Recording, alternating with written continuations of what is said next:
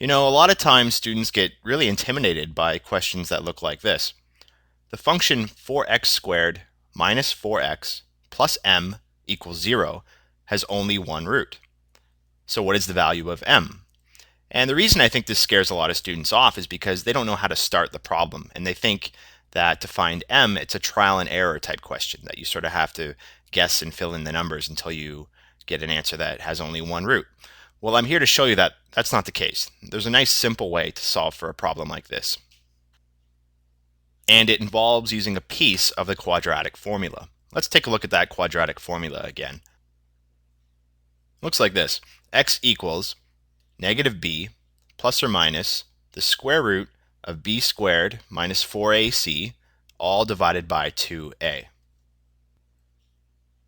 Now, for solving problems like this, the part of this formula that we need to focus on is under the square root symbol, and it's called the determinant. And again, it's everything under the square root symbol. So b squared minus 4ac is called the determinant. So let's see how we'd use that determinant to figure out what m has to be for this quadratic equation to have only one root. Okay, first off, since the determinant has an a, b, and a c variable, I have to list what those are to keep myself organized. And a is the first number in the equation. It's going to be a positive 4. And in this case, it turns out the middle number, which is b, is a minus 4, leaving c. Now c is different. It's a variable. It's our m, the unknown.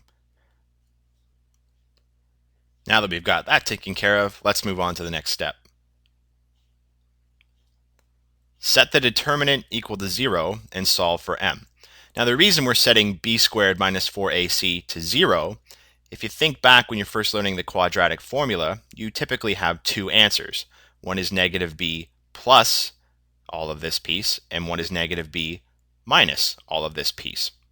Well, what if this piece was 0? You'd have negative b plus 0 for one answer, and negative b minus 0 for another answer. In other words, you only have one answer because they're the same. That 0 doesn't change the answer, meaning we would have one root. So we need to set b squared minus 4ac to 0. Let's do that now. B squared minus 4ac equals to 0. And that will create one root for this quadratic equation. So now I'm just going to start filling in the values that I listed in step 1. So b squared, well, that's negative 4 squared, minus 4 times a is 4, times c, which we don't know, and that's m. And that's all equal to 0. Negative 4 squared is negative 4 times negative 4, which makes a positive 16. And then I have a minus 4 times a 4, which makes a negative 16 times m equal to 0. And now I just have to isolate for that unknown, this m. I'm going to move the positive 16 to the other side, which is going to leave a negative 16m, and the positive 16 comes over to make a negative 16. Now to isolate for m, I'm going to divide both sides by this number multiplying it, which is negative 16.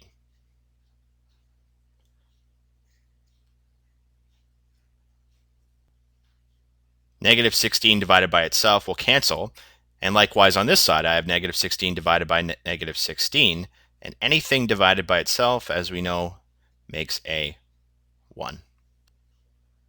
So in order for this quadratic equation to have only one root, m must be equal to 1.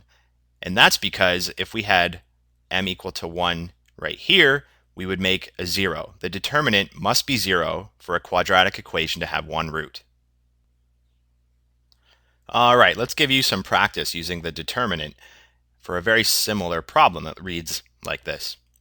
The function 3x squared plus 4x plus k equals 0 has only one root.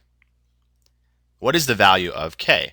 So try that using the same steps I showed you on the left, and I'll post the solution when you're ready.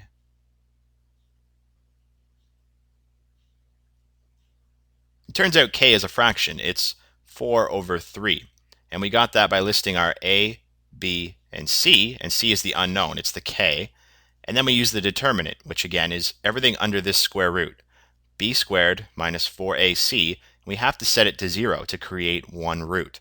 And then we just fill in our values for b, a, and c, and then rearrange and solve for k to get 4 over 3.